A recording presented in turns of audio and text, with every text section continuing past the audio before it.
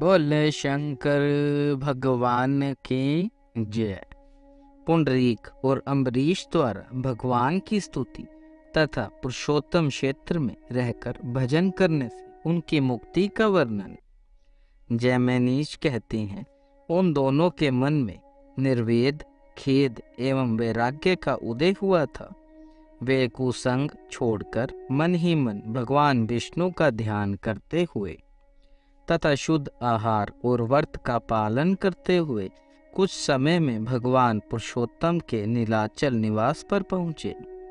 वहाँ तीर्थराज के जल में विधि पूर्वक स्नान करके वे मंदिर के दरवाजे पर खड़े हो गए और साष्टांगन प्रणाम करके भगवान का निरीक्षण करने लगे।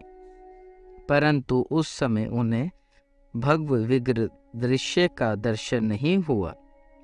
तब चिंता से व्याकुल होकर उन्होंने भगवान का दर्शन जब तक ना हो जाए तब तक के लिए अनशन आरंभ किया और भगवान के पापनाशक नामों का कीर्तन करने लगे।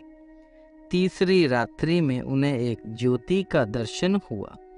तत्पश्चात वे पुनः 3 दिनों तक धैर्यपूर्वक उपवास करते रहे। इस प्रकार जब 7वीं रात्रि आई तब उन्हें भक्त वत्सल्य रूप का दर्शन हुआ। उनके भीतर दिव्य ज्ञान प्रकट हुआ और वे पाप से छूटकर साक्षात भगवान जगन्नाथ का दर्शन करने लगे। भगवान के हाथों में शंख, चक्र और गदा विराजमान थे। वे दिव्य वस्त्राभूषणों से विभूषित थे। उन्होंने अपने चरण कमलों को रत्नमयी पादुका के रूप में रखा था। खिले हुए कमल के समान विशाल नेत्र शोभा पा रहे थे। मुख पर प्रसन्नता छाई हुई थी। बाईं ओर श्री लक्ष्मी जी विराजमान थी। आगे खड़े होकर भक्त स्वरूप का ध्यान करने वाले प्रहलाद आदि वैष्णवों को, जो कि भगवान का चित्त अपनी ओर आकृष्ट करने रहते हैं, भगवान श्री हरि मानो अपने श्री विग्रह में धारण कर रहे थे। वक्ष स्थल पर शोभा पाने वाली कौस्तुभ मणि में प्रतिबिंबित हुए देवता आदि के द्वारा मानो भगवान अपनी विस्मय मूर्ति का विकास और प्रकाश कर रहे थे। इस प्रकार भगवान की झांकी करके वे ब्राह्मण और क्षत्रिय क्षण भर में सब विद्याओं के पारंगत विद्वान हो गए। उन्होंने 3 बार देवेश्वर विष्णु की परिक्रमा करके दोनों हाथ जोड़कर उन्हें साष्टांगन प्रणाम किया और अत्यंत प्रसन्न होकर स्तुति प्रारंभ की। पुंडरीक बोले, जगदधर, आपको नमस्कार है। आप सृष्टि, पालन और संहार के कारण हैं। परमात्मा ने नारायण, आप सबको शरण देने वाले हैं। आपको नमस्कार है। एकमात्र पाप ही परमार्थ है। उत्पत्ति और नाश आदि विकार आपसे सर्वथा दूर हैं। ध्यान रूपी नेत्रों से देखने वाले महात्मा आपको नित्यानंद स्वरूप मानते हैं। आप चैतन्य मात्र संपूर्ण जगत के स्वामी, सबके अधिष्ठान और परम से भी परे हैं। आपका स्वरूप अत्यंत निर्मल है। मूढ़ हृदय वाले मनुष्य आपको कैसे जान सकते हैं? नाथ, मैं अत्यंत दीन होकर आपकी शरण में आया हूँ। मुझ पर दया कीजिए। मैं अज्ञानी, पापाचारी तथा संसार समुद्र में डूबा हुआ हूँ। मेरा उद्धार कीजिए। ब्रह्मांड में आपके समान दूसरा कौन बंधु है, जो अपने स्वार्थ की अपेक्षा ना रखकर दीनों और अनाथों पर दया करता है, जो मूढ़ योग और क्षेम की इच्छा रखकर अनायास ही मोक्ष प्रदान करने वाले आपकी उपासना करते हैं, वे आपकी माया से मोहित हैं। जगन्नाथ, अकस्मात लिया हुआ आपका नारायण धर्म ही अर्थ, काम और मोक्ष चारों पुरुषार्थों की सिद्धि अकेले ही कर देता है। नाथ, संसार सागर में डूबे हुए लोगों के लिए एकमात्र पाप ही शरण और आप ही शरण है। आप अन्यन भक्ति से चिंतन करने पर ज्ञान रूपी नौका पर आरूढ़ हो करुणा की पतवार हाथ में लेकर अचेतन प्राणी को संसार समुद्र के दूसरे पार पहुंचाने में अकेले ही समर्थ हैं। भगवान, मुझे अपने चरण कमलों के प्रति दृढ़ भक्ति प्रदान कीजिए, जिससे मैं इस अत्यंत दुस्तर भयंकर संसार समुद्र के पार हो जाऊं। धर्म, अर्थ और काम इस त्रिवग्र का सेवन करके केवल मंद बुद्धि पुरुष ही करते हैं। ये तीनों बहुत क्षुद्र हैं और अहितकार एवं अल्प सुख प्रदान करने वाले हैं, अतः इनसे कोई मेरा प्रयोजन नहीं है। मुझे तो आप अब अपने युगल चरणाविंदों के चिंतन से बड़े हुए घनीभूत आनंद के समुद्र में अवगाहन करने की आज्ञा दीजिए। इस प्रकार स्तुति करके ब्राह्मण पुंडरीक अश्रु गदगद वाणी से त्राहे कृष्ण की पुकार लगाते हुए भगवान जगन्नाथ के चरण कमलों में गिर पड़े। तत्पश्चात क्षत्रिय कुमार अम्बरीश ने उठकर हाथ जोड़े हुए इस प्रकार सत्वन किया।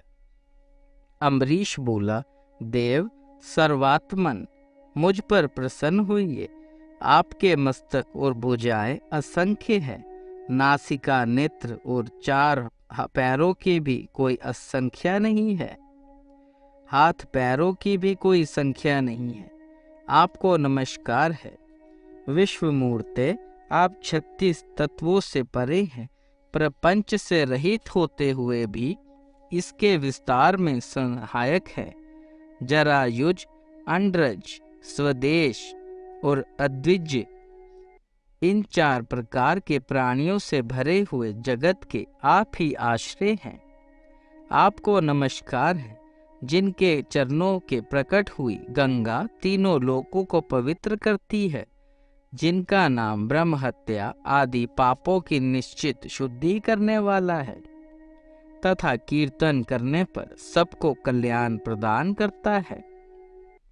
उन कल्याण स्वरूप आप परमात्मा को नमस्कार है। देव, केवल आपके नाम कीर्तन से भी सब प्रकार की सिद्धियां प्राप्त हो जाती हैं। बुद्धिशाली विद्वान पुरुष कौतूहल पूर्वक आपकी खोज करते हैं। नाथ, आपके चरण कमलों के जल चरणोदक का आश्रय लेने पर वह संताप को हर लेता है। मैं तीनों तापों से पीड़ित हूँ। अपने इस युगल चरणों में मेरी भक्ति दृढ़ कर दीजिए। मेरा दूसरा कोई स्वामी नहीं है और मेरे मांगने योग्य दूसरी कोई वस्तु ही नहीं है। जगन्नाथ, मैं आपके चरणों में सहस्त्रों बार प्रणाम करके यह याचना करता हूँ कि जब तक मैं प्राण धारण करूं, तब तक आपके इन युगल चरना कमलों में ही मेरी दृढ़ भक्ति बनी रहे। आपके ये चरण ही समस्त पुरुषार्थों के बीज हैं। इन चरणों की भक्ति करके ब्रह्मा जी ने यह सृष्टि की है। रुद्रदेव सबका संहार करते हैं तथा लक्ष्मी जी सबको ऐश्वर्य प्रदान करती है। दीनों पर दया करने वाले प्रभु, मैं अनैच्छित होकर आपके उन्हीं चरणों की भक्ति मांगता हूँ। अनादि अविद्या के इस दुस्तर और सुदृढ़ पंख में डूबकर मैं कोई आश्रय ना मिलने के कारण नष्ट हो रहा हूँ। जगन्नाथ, इससे मेरा उद्धार करने के लिए आपकी महामहिमाई भक्ति के सिवा दूसरा कोई आश्रय नहीं है। आपकी भक्ति को छोड़कर कोई भी साधन प्राणियों का उद्धार करने में समर्थ नहीं है। स्वामिन, आपके अतिरिक्त दूसरा कोई मुझे शरण देने वाला नहीं है। हे प्रभु, मुझ शरणागत पर कृपा कीजिए। इस प्रकार स्तुति करते हुए अम्बरीश भगवान जगन्नाथ के चरण कमलों के समीप, प्रभु प्रसन्न होइए, प्रसन्न होइए, ऐसा बार बार कहकर दंड की भांति गिर पड़ा। तदनंतरन पुंडरीक और अम्बरीश ने जब पुनः नेत्र खोले तब चर्म चक्षु से दिव्य सिंहासन पर विराजमान नील मेघ के समान श्याम सुंदर भगवान पुरुषोत्तम को देखा। उनके नेत्र खिले हुए कमल के समान थे, अधर लाल और नासिका मनोहर थी। उनके कानों में दिव्य कुंडल झिलमिला रहे थे। भगवान ने अपने चारों हाथों में शंख चक्र गदा और पदा धारण कर रखे थे। वे वनमाला से विभूषित थे। उनका वक्ष स्थल ऊंचा दिखाई देता था। कंठ में परम सुंदर हार शोभा पा रहे थे। मस्तक पर बहुमूल्य मुकुट प्रकाशमान था। वक्ष में श्री वत्स का चिन्ह और कुस्तुम्भ मणि शोभा दे रही थी। भुजाओं में उन्होंने दिव्य अंगद भुजबंद धारण कर रखे थे। उनकी विशाल भुजाएं घुटनों तक लंबी थी। वे दीनों और दुखियों के रक्षा करने के लिए सदैव उद्यत प्रतीत होते थे। उनकी कटी में दिव्य पीतांबर शोभा पाता था। उनके ऊपर सोने की करघनी बंधी हुई थी, जिसकी बिचली गांठ में मणि पिरोई गई थी। भगवान दिव्य हार और दिव्य चंदन से विभूषित थे। वे स्वर्णमय कमल के आसन पर विराजमान थे। उनके सब अंगों में अनुपम शोभा निवास था। वे शरणागतों का संताप हरने के लिए महान सुधा सागर के समान प्रतीत होते थे। भली भांति खिले हुए कल्प वृक्ष के समान वे संपूर्ण मनोवांछित फलों को देने वाले थे। उनके दक्षिण भाग में हलमय शस्त्र धारण करने वाले भगवान बलभद्र बैठे थे। उन्होंने अपने महान बल से समस्त ब्रह्मांड का भार धारण किया है। वे बलभद्र जी नागराज शेष के समान शोभा पा रहे थे। मस्तक पर 7 फन उन्हें सुशोभित करते थे। वे कैलाश शिखर के समान ऊंचे और श्वेत वर्ण थे। उनके कानों में कुंडल प्रकाशित हो रहा था। गले में विचित्र वनमाला थी। उन्होंने दिव्य नील वस्त्र पहन रखा था। उनकी पीठ नीची और छाती ऊंची थी। वे संपूर्ण शरीर को कुंडलित करके बैठे थे। उनके चारों हाथों में भी शंख चक्र गदा और पदा शोभायमान थे। अनेक प्रकार के अलंकार धारण करने से वे और भी सुंदर प्रतीत होते थे। भगवान बलभद्र प्रणाम करने वालों के समस्त पापों का नाश करने वाले हैं। इन दोनों के मध्य भाग में कुमकुम के समान लाल वर्ण वाली कल्याण में सुभद्रा देवी विराजमान थी, जो संपूर्ण लावण्य का निवास स्थान जान पड़ती थी। समस्त देवता उनके चरणों में मस्तक झुकाते थे। उन्होंने अपने हाथों में कमल धारण कर रखा था। वे दिव्य आभूषणों से विभूषित थी। सुभद्रा भी शरणागतों के लिए कल्प वृक्ष है। समस्त पापों का नाश करने वाली और संसार समुद्र में डूबे हुए मनुष्यों को पार उतारने वाली और देवताओं को भी तारने वाली है। भगवान पुरुषोत्तम के वाम भाग में उत्तम चक्र प्रकाशित होता है। श्रेष्ठ काष्ठ से निर्मित तथा स्वर्ण के संयोग से परम उज्जवल 4 स्वरूपों में स्थित भगवान पुरुषोत्तम का प्रातः काल का दर्शन करके उन ब्राह्मण और क्षत्रिय कुमारों ने अपने परिश्रम को सार्थक माना और पूर्वोक्त स्वप्न लीला का निर्माण करके स्मरण करते हुए वे बड़े विस्मय को प्राप्त हुए और सोचने लगे, यह काष्ठ की प्रतिमा नहीं, यह तो साक्षात ब्रह्मा प्रकाशमान है।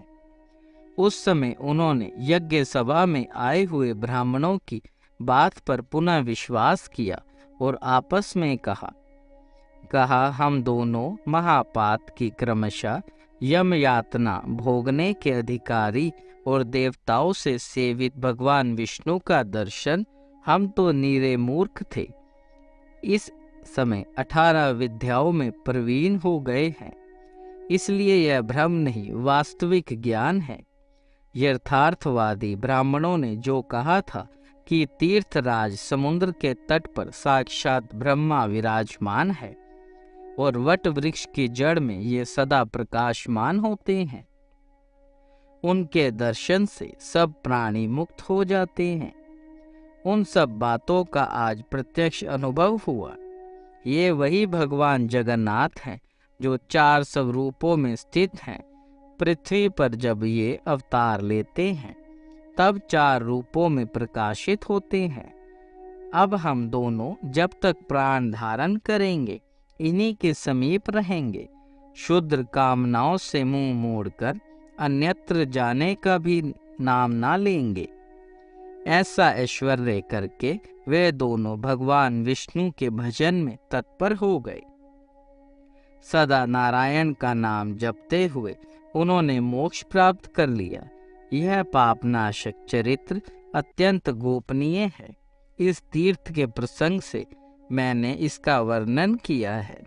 जो मनुष्य पुंडरीक और अम्बरीश इस चित्र को सुनता और कहता है वे परम आनंद के साथ भगवान विष्णु के परम धाम को प्राप्त होता है।